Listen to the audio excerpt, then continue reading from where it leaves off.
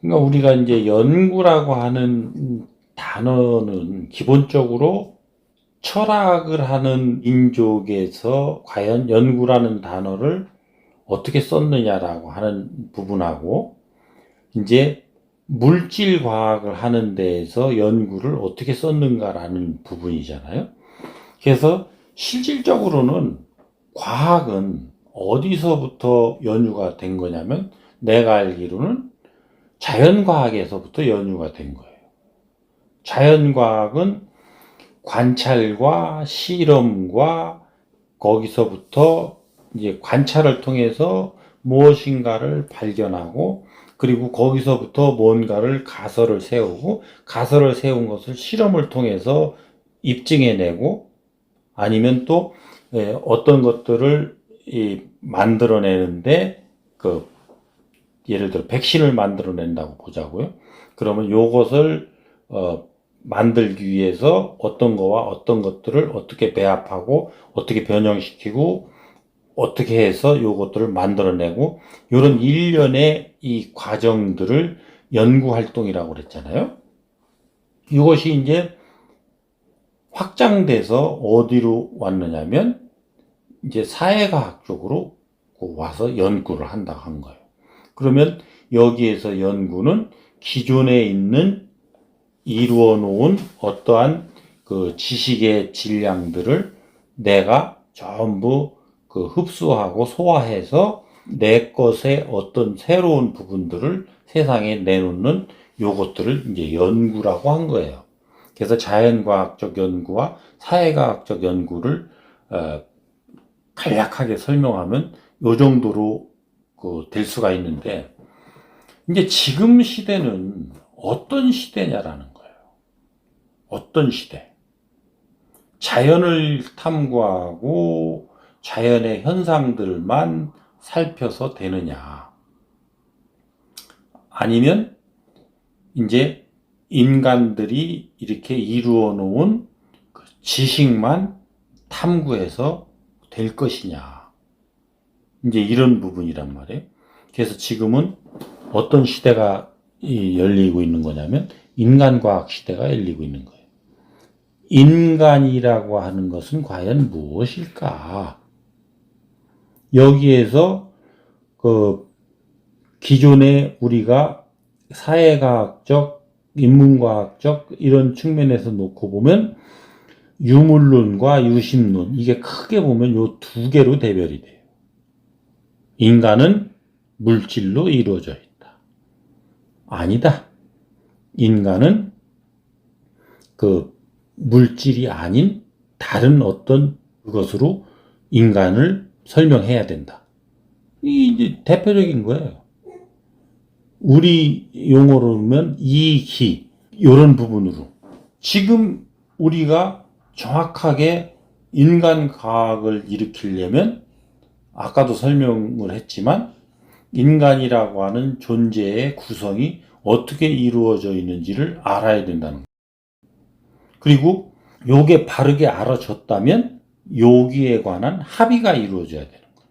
그래야 이제 요 합의를 근간으로 해서 새로운 어떤 노력들이 일어나는 거예요. 뭘 하려고 하는?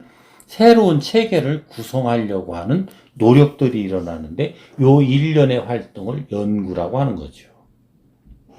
그러니까 전제가 서야 되는 거예요. 기존에 있는 전제가 맞고 옳다고 한다고 한다면 기존의 전제를 바탕으로 한 어떤 연구가 일어날 것이고 그렇지 않고 기존의 전제가 아니다. 이것보다는 뭔가가 다른 부분이 있겠다라고 해서 새로운 전제를 수립한다고 한다면 이 새로운 전제로부터 출발하는 어떠한 일련의 요것을 입증하고 요 부분들을 더 증거하고 또 거기에 대해서 정확하게 앞으로 나아가야 될 방향을 정하고 하는 요런 일련의 활동들이 일어나게 되는 거죠.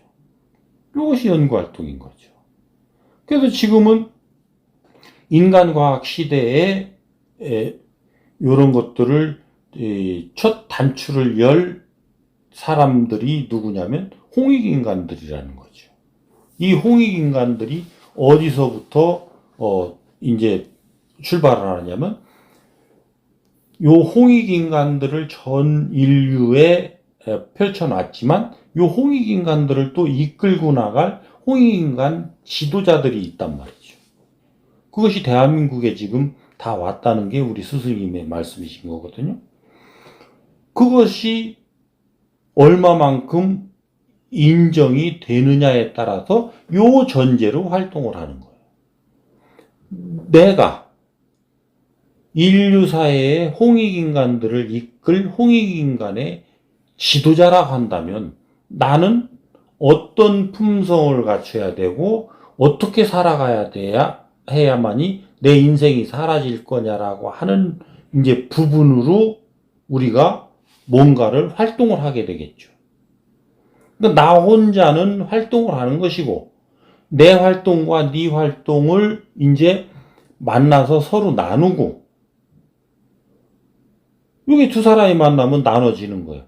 이게 이제 세 사람 이상이 되면서 나눠서 요것들을 잘 정리를 하고 요 부분들에 대한 것들을 어떤 보고서 형태로 내놓으니까 이게 연구 보고서가 되는 거예요.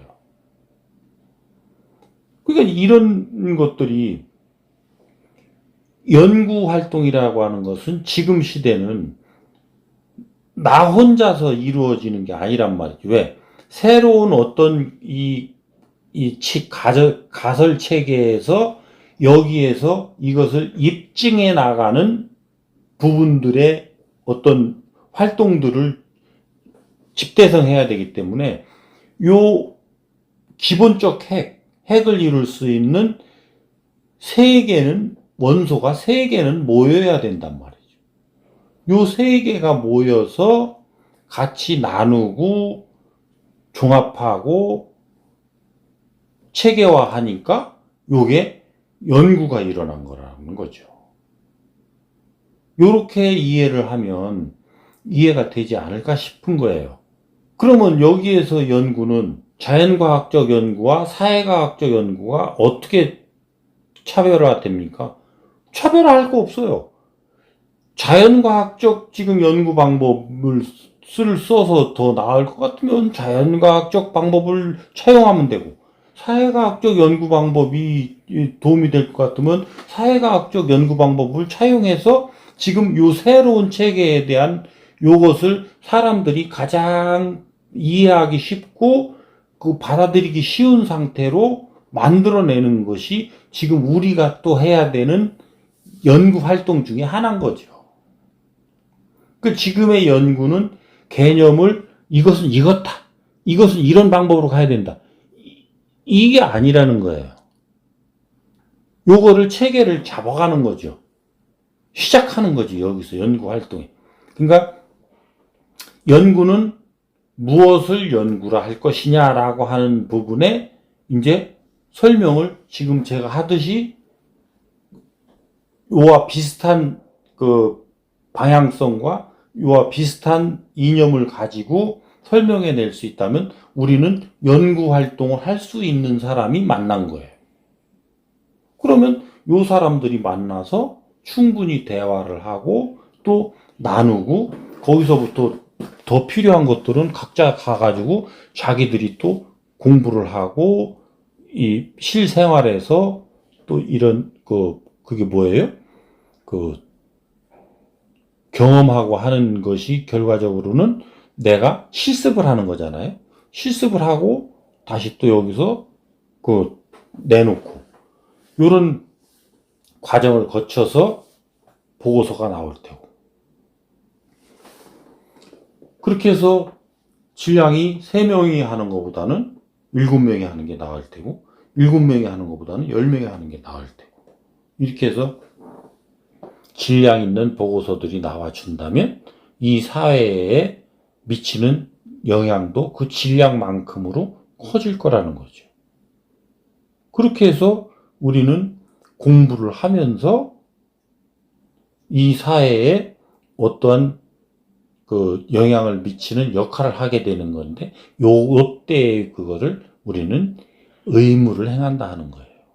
내가 이 사회에서 얼만큼의 혜택을 입어서 내가 성장한 만큼으로 30% 정도는 다시 돌려줘야 될 의무가 발생하는데, 요것이 우리가 이런 활동을 하면서 그 일어나고 있는 이런 것들을 세상에다 다시 내놓는, 그러면서 내가 질량이 이제 형성되면 내 말을 따르고 나한테 이제 이런 것들을 얻으러 오는 군사들이 생기게 되는데, 이 군사들을 잘 이끌고 이 사람들과 같이 또 활동을 해내니까 이제 나는 스스로 혼자 독립해서 그 존재할 수 있는 행성이 되는 거고, 이 행성이 더 질량이 커지고 거대해지면